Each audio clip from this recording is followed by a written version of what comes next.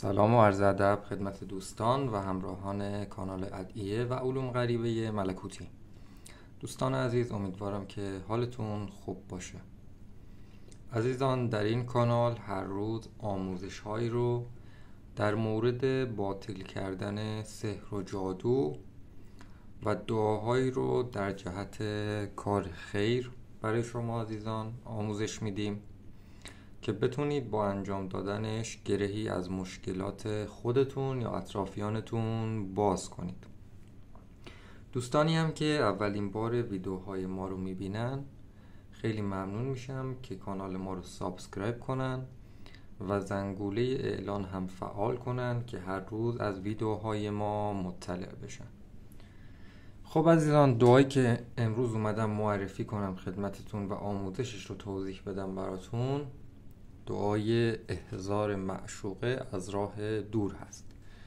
یعنی اگر معشوقه شما از شما به مدت طولانی دور شده باشه، با انجام دادن این دعا انشاءالله کمتر از 20 روز به سمت شما باز میگرده.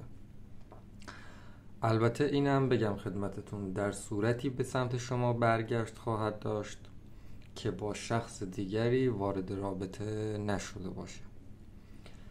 خب عزیزان، برای نوشتن این دعا باید شما در ساعت سعد و یا در ساعت مشتری اقدام کنید و با گلاب و مشک و زعفران یا قلم مشکی 4 نسخه از این دعا رو بر روی کاغذ سفید بدون خط بنویسید.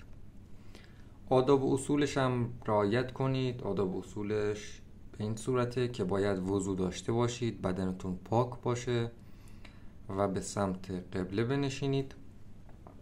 بعد از اینکه 4 نسخه از این دعا رو نوشتین، باید در زیر هر کدام از نسخه ها اسم معشوقه و مادرش هم ذکر کنید.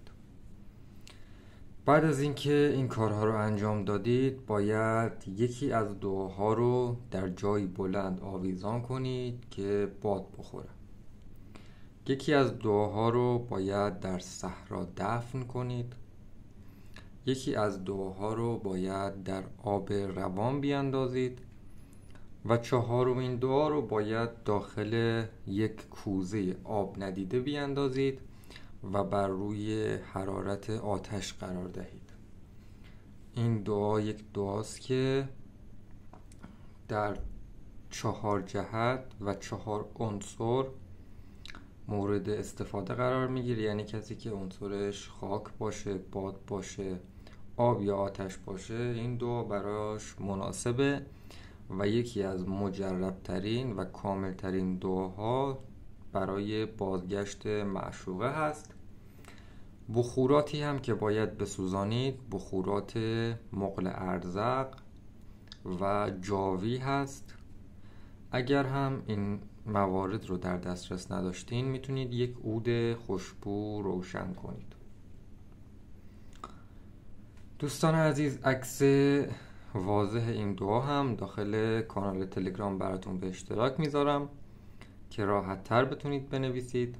اگر هم سوالی داشتین توی کامنت ها برای بنده بنویسید و یا اگر دعایی مد نظرتون هست که آموزشش رو داخل کانال قرار ندادیم، توی کامنت ها برام بنویسید که حتما آموزشش رو براتون به اشتراک بذارم.